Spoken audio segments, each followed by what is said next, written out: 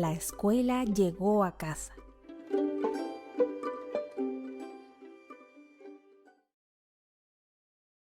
Hola, ¿cómo están? Mi nombre es Gilda Vega y soy profesora de Historia. Hoy vamos a trabajar con séptimo año básico. ¿Cuál va a ser nuestro tema? La formación de Europa. ¿Qué queremos aprender hoy día? Nuestro objetivo de aprendizaje es explicar que la civilización europea se conforma a partir de la fragmentación de la unidad imperial, se está refiriendo al Imperio Romano, y la confluencia de tradiciones griegas y romanas, de judeo-cristianas y germanas. También queremos aprender a identificar a la Iglesia Católica como el elemento que articuló esta síntesis y que legitimó el poder político de aquella época. Antes de continuar, queremos saber cuál es el propósito. ¿Para qué me sirve a mí saber esto? Es básicamente porque Europa, aunque esté muy distante territorialmente, nuestros conquistadores eran de allá y nos trajeron elementos culturales de esta época. Entonces, vive en nosotros también esta cultura europea. La Edad Media históricamente se divide en tres partes. Duró 10 siglos, 1000 años. Comienza en el siglo V después de Cristo y llega hasta el siglo XV.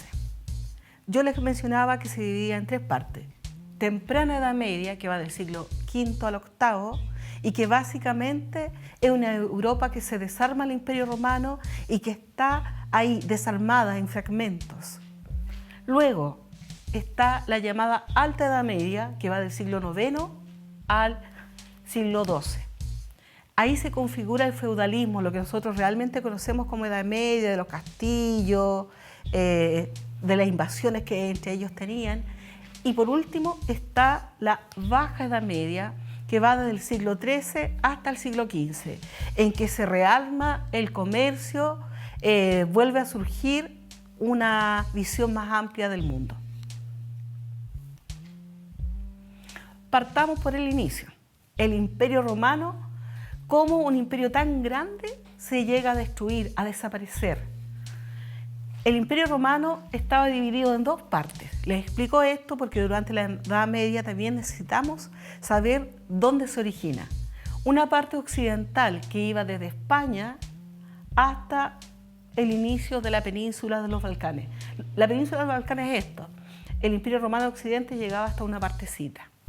Y la otra mitad era el Imperio Romano de Oriente, conocido después como Imperio Bizantino, que dominaba donde está Grecia, el resto de la península de los Balcanes, Asia Menor, la franja asiro-palestina y parte de donde hoy día está Egipto.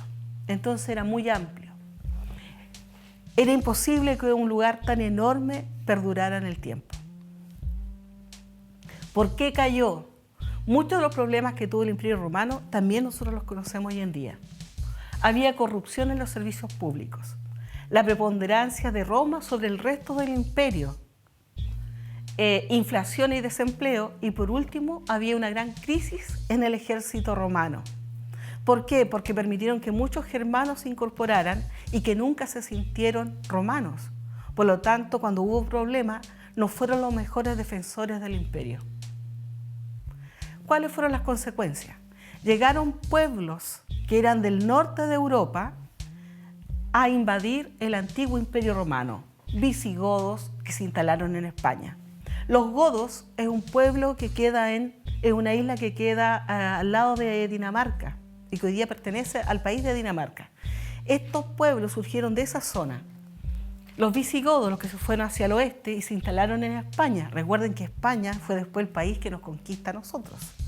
Los ostrogodos, es decir, los otros godos que se fueron por el este, llegaron hasta Italia. Los francos se instalaron en la antigua Galia y hoy día le dieron nombre a Francia, porque Francia recibe ese nombre por ellos. Los vándalos, que se instalaron en el norte de África, y los anglosajones y bretones que llegaron a las islas británicas, a Inglaterra. Y comenzaron a configurarse nuevos idiomas. Este es más o menos un mapa de lo que pudo haber ocurrido hacia el siglo V y parte del siglo VI en Europa. Cuando se desintegra el Imperio Romano, se acabaron porque los nuevos invasores se llevaron incluso al último rey, que era mitad germano, mitad romano, pero se llevaron hasta su cuerpo. Y se desintegra el imperio. Ustedes son pequeñitos, pero quizás sus papás, o quizás ustedes recuerdan un poco lo que fue el terremoto del 2010. ¿Se acuerdan? Yo sí lo recuerdo. Ese terremoto nos dejó sin Estado por un rato. ¿Cómo? Ese día, cuando tembló, que era de noche, se cortaron las comunicaciones, no había señal televisiva, no funcionaba la radio. ¿Y qué sucedió? Los bomberos pasaron gritando, ¿se acuerdan? Y los carabineros pasaban con su sirena. Es todo lo que había. Fueron los que nos dieron cierta unidad y coherencia. Acá pasó algo igual. ¿Por qué? Porque no estaba el emperador, no estaban sus funcionarios, todo eso se destruyó. Pero continuó una institución, la Iglesia Católica. Y vamos a ver cómo lo hizo. Debemos recordar que cada vez que estudiamos Europa y este periodo, nosotros heredamos gran parte de ese arsenal cultural. La tradición judeo-cristiana. En las películas vemos cómo los romanos persiguieron a los cristianos, pero en un comienzo. Después, al pasar los años, los siglos, el cristianismo pasó a ser la religión oficial del imperio. Y pobre de aquel que no fuera cristiano, era perseguido.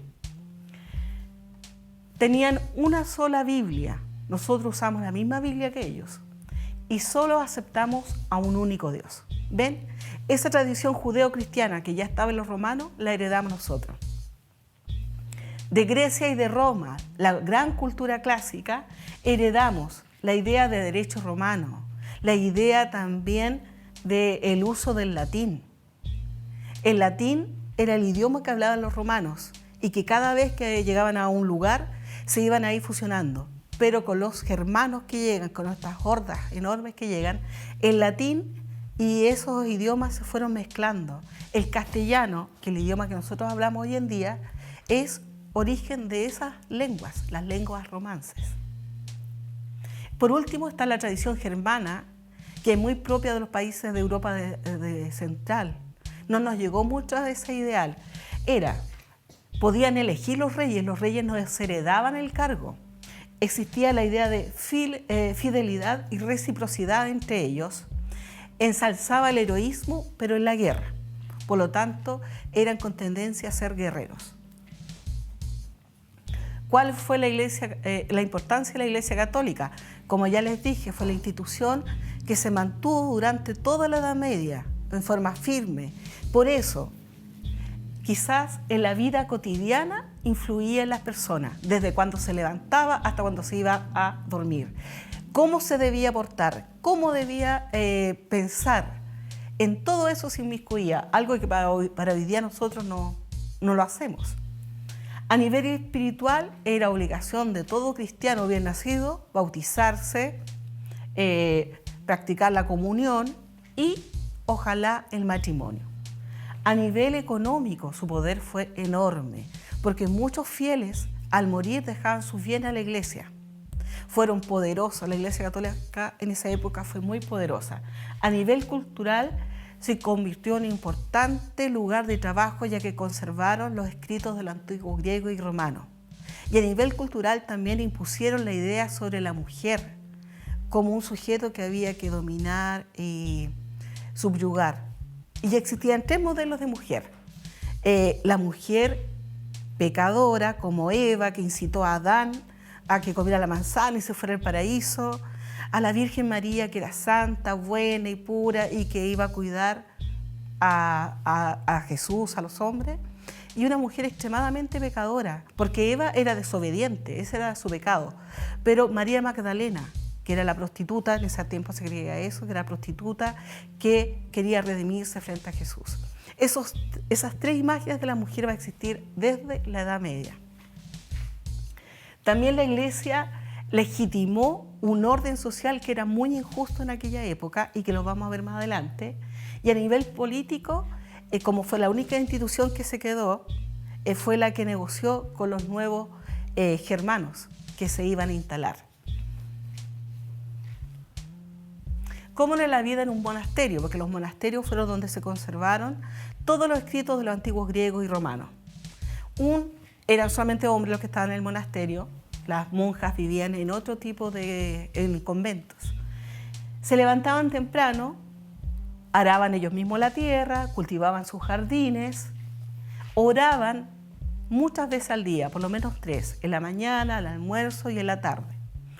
Y gran parte de ellos se dedicaban solamente a transcribir libros. Recuerden que en aquella época la imprenta no existía en Europa. La imprenta, para recordarles un poquitito, es de origen chino. Después se trajo a Europa. ¿Cómo fue el mundo de los romanos? Que eran muy elegantes, ellos tenían una vida muy distinta, con el mundo de los germanos, que eran pueblos básicamente guerreros. Y a modo de ejemplo, vamos a estudiar a los francos. Los francos fueron el grupo que más se destacó de ellos. El reino franco quiso conservar el ideal imperial.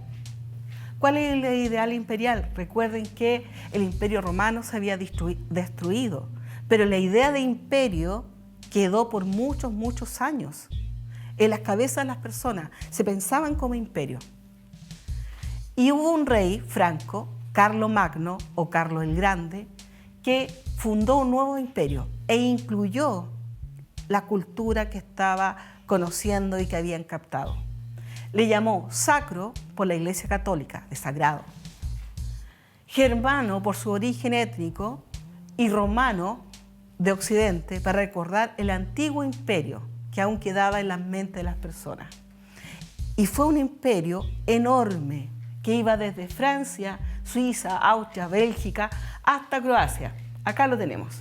Acá está Francia, hoy en día, y llegaba hasta acá este imperio que formó Carlomagno, que son muchos países, aunque se vea pequeñito, eran muchos países.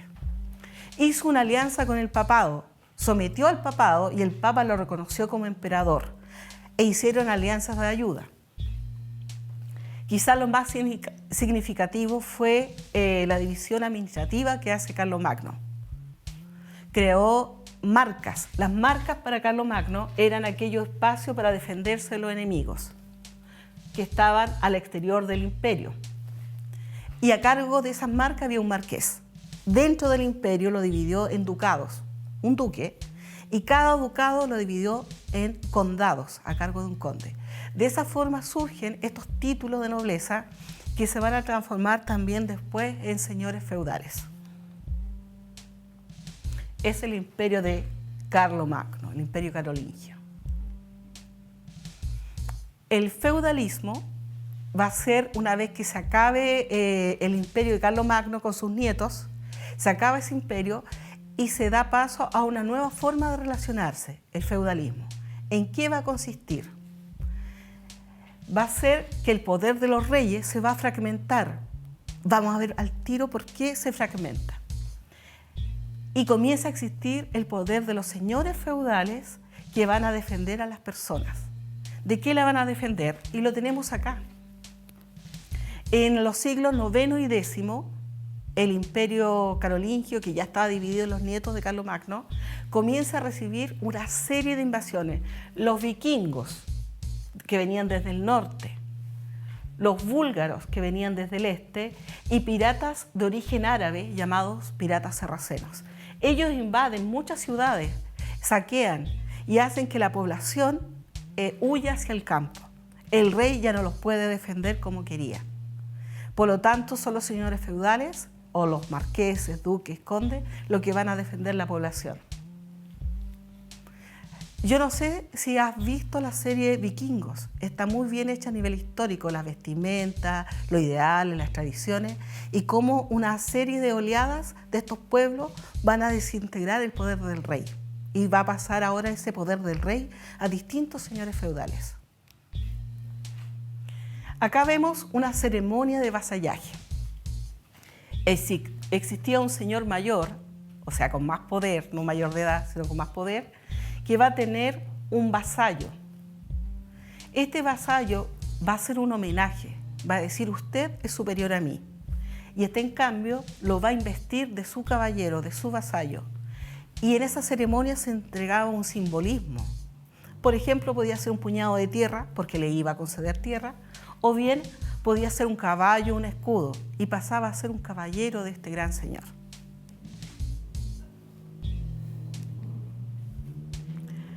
¿Cómo era el feudo, el lugar donde vivía este señor?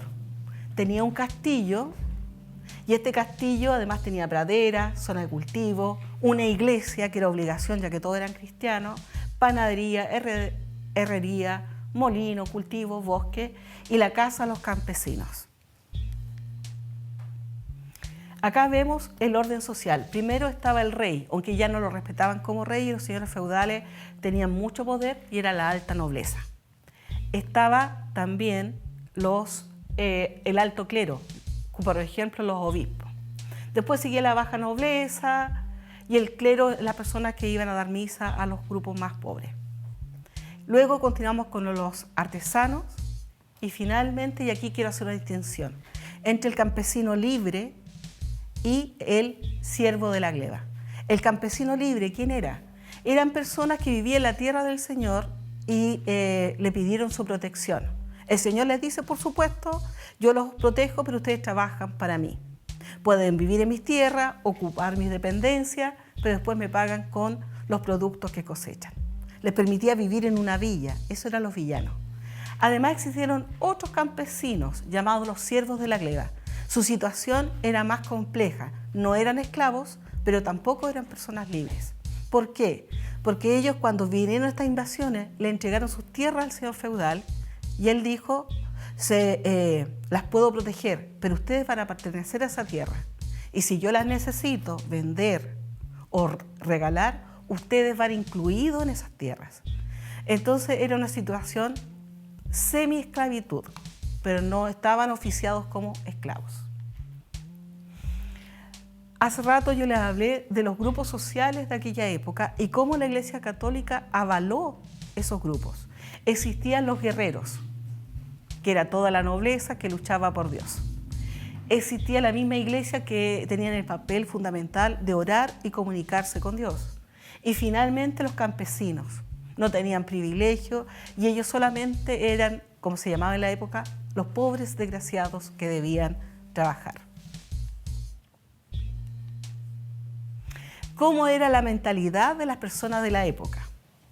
Primero, ellos creían, y ellas creían en la época, que la Tierra era el centro del universo, que todos los demás planetas, si es que sabían que habían planetas o que el Sol giraba en torno a la Tierra.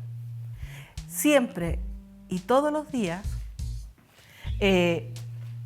había una profunda devoción religiosa. Ellos oraban todo el día o tenían miedo, por ejemplo, de no recibir la protección de Dios. Por lo tanto, en su cabeza habían brujas, el demonio siempre estaba presente y había que atacarlo o temerle. Tenían la visión teocéntrica, me equivoqué hace un rato, la visión teocéntrica es creer que Dios era el centro de todos, mientras que la visión geocéntrica es lo que yo le explicaba, que la Tierra estaba al centro y que el universo giraba en torno a ella. Por último, asumían que la Biblia era la gran verdad y que la historia de la Biblia era la historia de la humanidad. Por lo tanto, creían fehacientemente que el Génesis originaba la vida y que la vida humana se iba a acabar con el Apocalipsis. No podemos dejar a un lado el Imperio Bizantino. El Imperio Bizantino, que fue el Imperio Romano de Oriente, perduró en el tiempo, no se acabó como el Imperio Romano de Occidente. Y mantuvo una gran influencia cultural. Por ejemplo, preservó el legado de la antigüedad de griegos y romanos, conservó todo ese material. También el gran emperador Justiniano tomó todo el derecho romano y creó un código de justicia que hasta el día de hoy se utiliza en algunos países, en la mayoría de los países occidentales, y crearon el alfabeto cirílico, el que se usa, por ejemplo, en países como Rusia. Finalmente llegamos al Imperio Musulmán. Para muchos historiadores, en vez de existir una edad media, una edad antigua o época moderna, debería existir otro tipo de historia, donde el Imperio Musulmán tuviera una mayor preponderancia. Como ves acá, parte desde Asia, sigue por todo el norte de África y llegó hasta Europa, incluso a España, y se quedó en España más o menos unos 7 siglos, 700 años. Y nosotros aún lo vemos en nuestra cultura. ¿Por qué? Por lo mismo que yo contaba hace rato, que España fue el país que nos conquistó. Para ir terminando, por ejemplo, en el idioma español hay 40.000 palabras de origen árabe. Albahaca, alcohol, ojalá, queralá. También introdujeron nuevos productos como la granada o las naranjas. Desarrollaron la medicina, fueron expertos matemáticos y de toda esa confluencia de cultura surge Europa. Nosotros, ¿qué heredamos?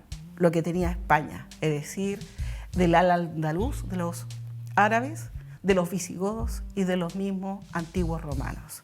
Espero que ahora puedas explicar lo que pedía el gran objetivo de aprendizaje de esta clase.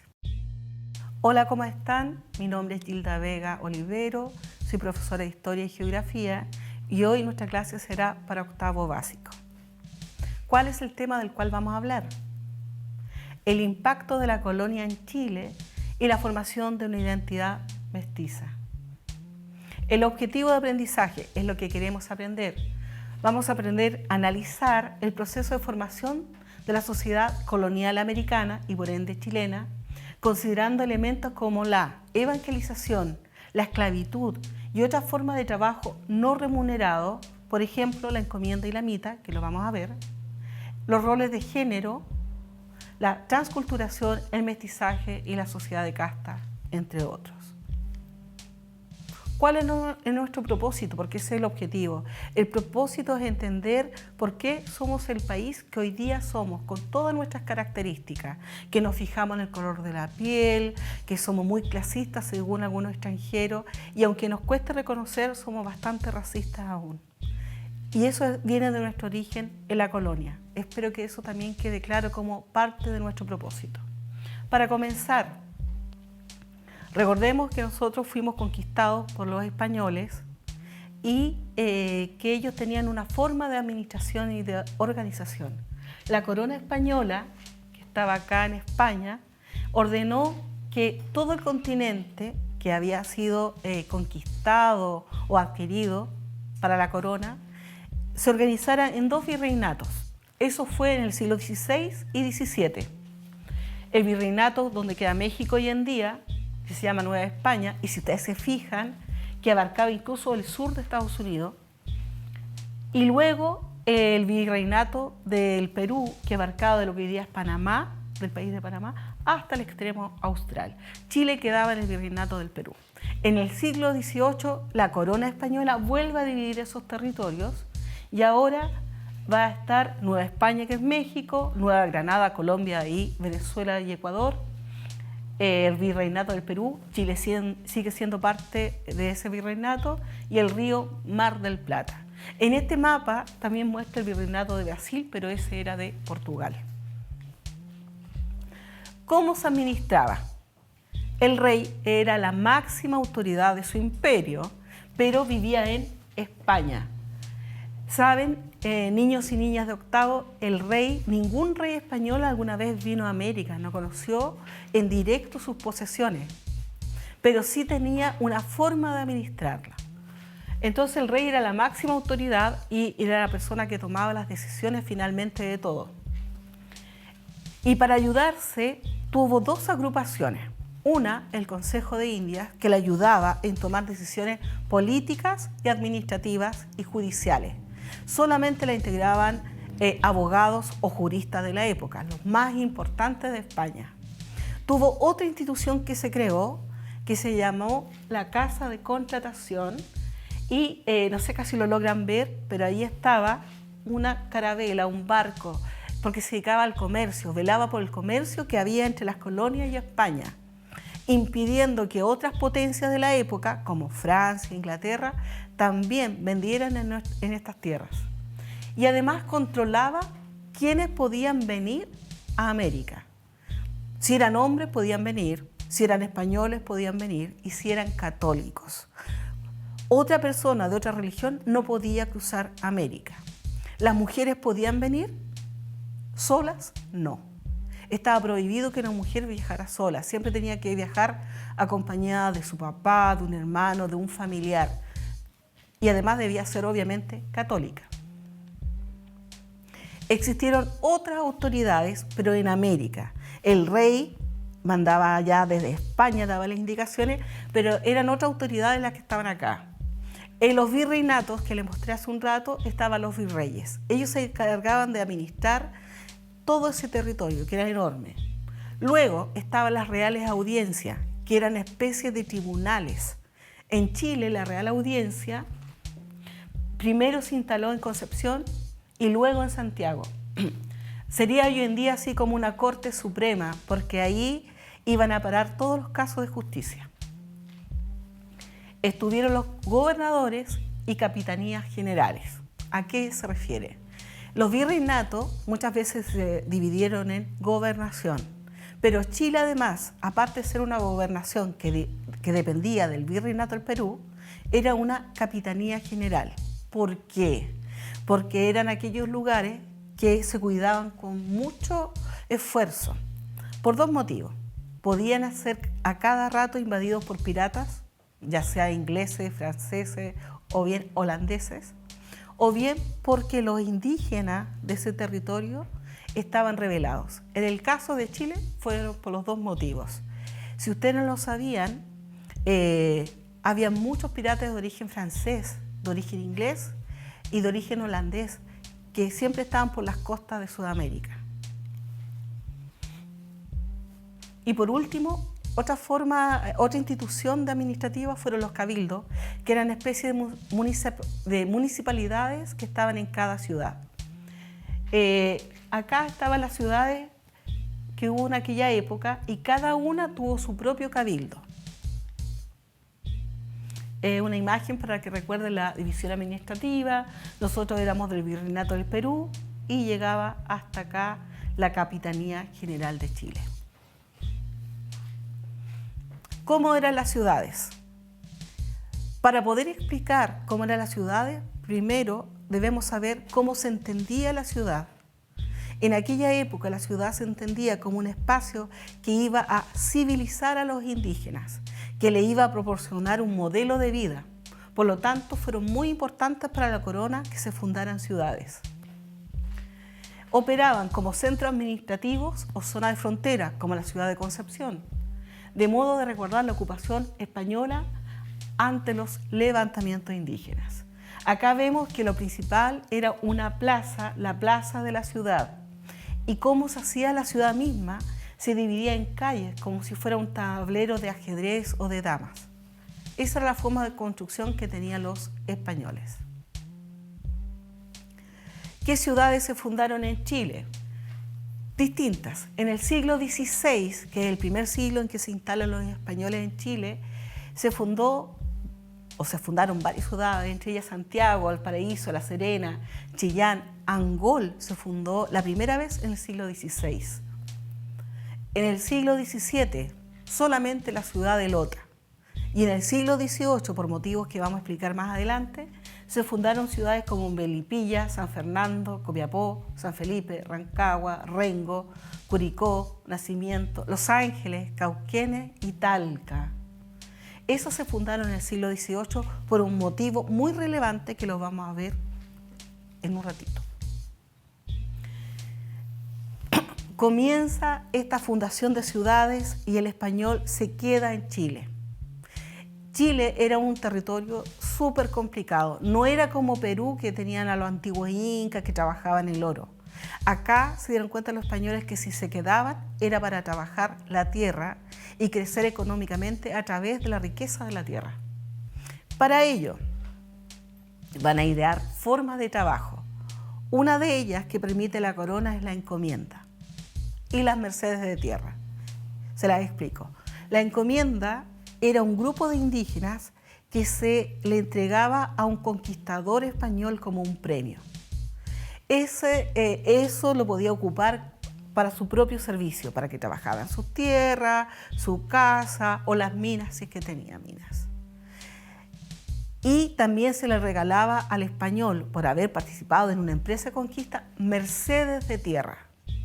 Decía la ley que la encomienda podía usarse la persona y su hijo, y que luego quedaban en libertad estos indígenas. Pero en la práctica ocurrió algo totalmente distinto, porque la encomienda se llevaban a estos indígenas hacia sus tierras, acá, lo hacían trabajar, se quedaban con ellos, lo evangelizaban, se suponía por ley, y le proporcionaban vestimenta y comida.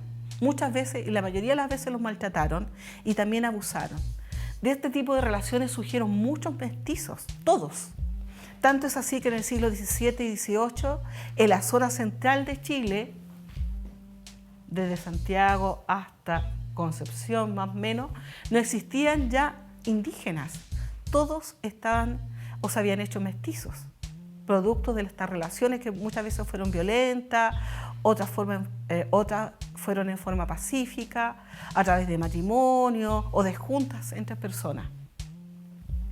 De esa manera, estos indígenas se transforman en mestizos, y los mestizos son los futuros inquilinos y peones. Los inquilinos eran las personas que vivían en un fundo, en las antiguas mercedes de tierra, que ahora van a ser haciendas, que nosotros los conocemos también como fundos, y el inquilino era utilizado por el patrón, por el hacendado, a vivir ahí. ¿Bajo qué condición? Que trabajara la tierra en forma gratuita, le pagaba con especies y le permitía vivir en sus tierras. Pero en el fondo era un campesino sin tierras. ¿Y quién era el peón? El peón tenía una peor suerte, porque era un campesino sin tierras, que no tenía dónde vivir y que trabajaba por temporadas en alguna hacienda. Y cada vez que iba a la hacienda era muy mal mirado a veces por el patrón. Tenía hijos, así que de esta forma de trabajo surgieron un gran mestizaje. ¿Se recuerdan que hace rato yo les dije, o la imagen de atrás, les dije que se fundaron muchas ciudades en el siglo XVIII? Bueno, ¿cuál era la intención de esa fundación? Era que poner a los vagabundos viviendo en ciudades, y se suponía que iban a dejar de vivir de esa manera. Cuando yo digo vagabundo, era que los peones tenían que vivir como vagabundos entre los campos, y si no eran vagabundos, eran bandoleros. Así que causaron muchos problemas a nivel judicial a la colonia en aquella época. La evangelización fue otra forma de producir mestizaje cultural, y también ellos lo usaron para someter al indígena. El rey español, o los reyes a través de la historia de la colonia, se dedicaron a muchas cosas como temas de la iglesia. Primero, cobraban el diezmo. Todos los fieles que eran católicos debían pagar el 10% de su riqueza. Presentaban candidatos a algunos sacerdotes para que la iglesia los nombrara obispos. Se instalaron en Chile diferentes misiones, todas católicas, y en distintos lugares. Si bien era evangelizar al indígena, enseñarle las prácticas religiosas cristianas, se dedicaron en América también a la educación. La corona no tenía escuela para profesores, por lo tanto solamente los sacerdotes se dedicaban a la educación. Y como eran sacerdotes, priorizaban en la idea religiosa. También la corona española creó mucho y mandó a construir muchos templos e iglesias en América, de un lujo espectacular. Cuando se visita Bolivia o Perú y se conoce sus iglesias, son una belleza arquitectónica y por dentro también, porque estaba el recurso en aquella época y el Imperio Español invirtió gran cantidad de esos recursos en construir aquellos templos. Habían dos prácticas que los sacerdotes querían imponer por sobre todas las cosas en los pueblos originarios. Uno, el matrimonio religioso, y el segundo, la monogamia. El pueblo mapuche siempre se negó a practicar la monogamia. Le costó mucho adaptarse a esa práctica que querían la religión católica. Esto es un pueblo de indios que así también se llamaban a las encomiendas. Aquí vemos una hacienda y las casas de los indígenas. Nuestra sociedad colonial fue estamental y pigmentocrática. ¿Qué quiere decir esta mental? Que si nacías campesino no había las oportunidades para cambiar tu condición. Hoy en día, por ejemplo, si alguien puede estudiar, puede mejorar su situación económica y social, pero en aquella época no estaba esta posibilidad. Y fue pigmentocrática porque de acuerdo a tu color de piel, eras considerado dentro de la sociedad. Y fue terrible. Recordarles que aunque nos cueste reconocer, los chilenos tenemos en nuestro ADN tres grandes grupos. Los españoles, que provenían de Europa, ¿cierto? Y sus hijos descendientes, que fueron los criollos. Otro grupo fundamental y la base fueron los pueblos originarios, que muchas veces les llamamos indígenas. Y un tercer grupo, que quizás en Chile no fue tan importante en términos de número, como lo fue, por ejemplo, en Centroamérica, fue el componente africano, que ellos vinieron en forma obligada a este continente y con la mayor de las crueldades.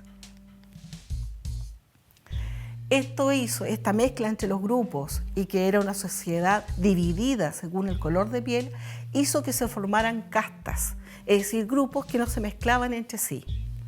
Arriba de toda esta sociedad estaban los españoles. Podían ejercer cargos públicos, ser nombrados, participar en la política de la colonia. Luego estaban los criollos, que eran sus descendientes, que por haber nacido en América y no en España, no podían ejercer un cargo público ni político.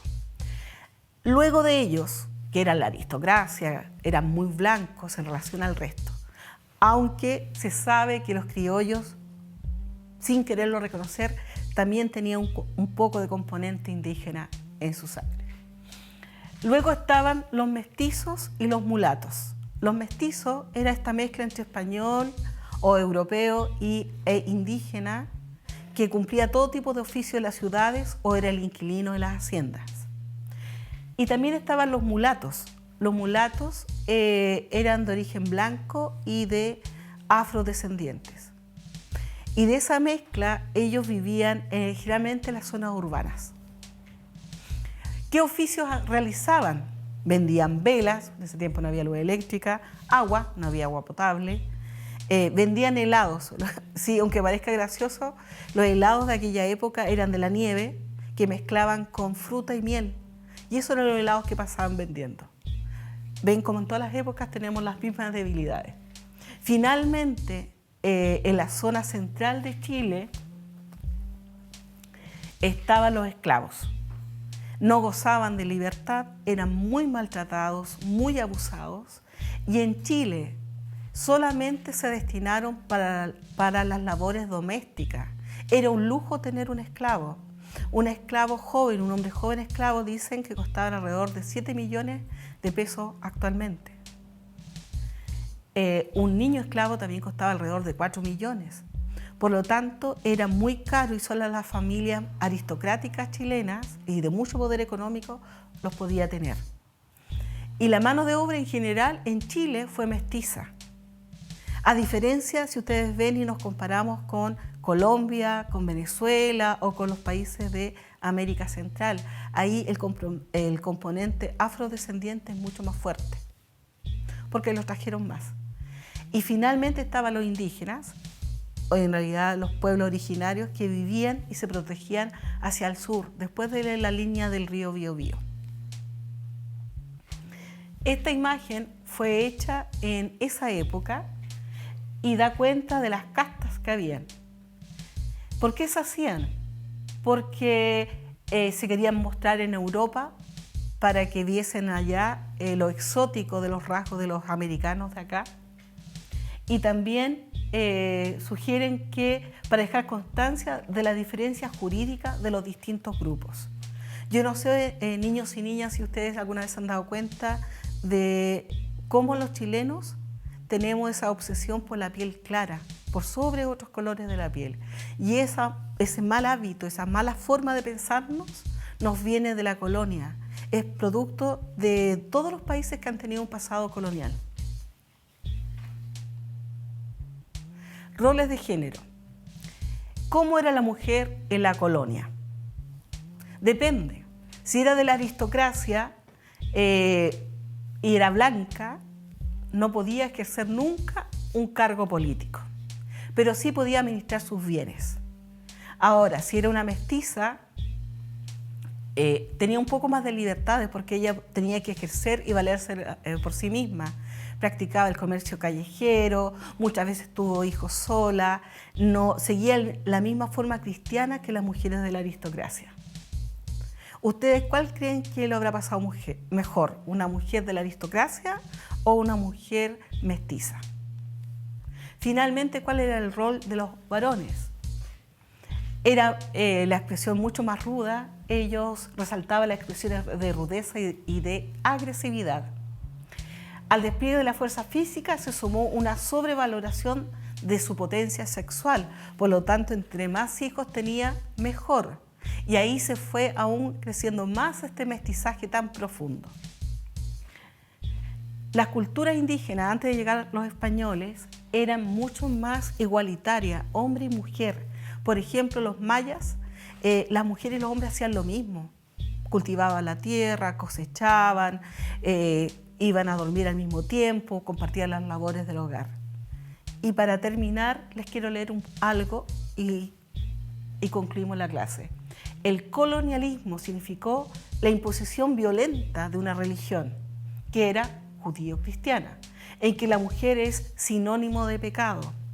Poco a poco, esta ideología patriarcal, donde el hombre es mucho más importante y somete a la mujer, se fue consolidando hasta el punto que la condición de la mujer y sus funciones como ama de casa se impuso como fruto de una condición natural. Por lo tanto, en el inicio he hablado de analizar nuestro origen. Espero que con esto aclaremos nuestro origen étnico, nuestra forma de conformarnos como sociedad y la forma de pensarnos. Gracias por tu atención.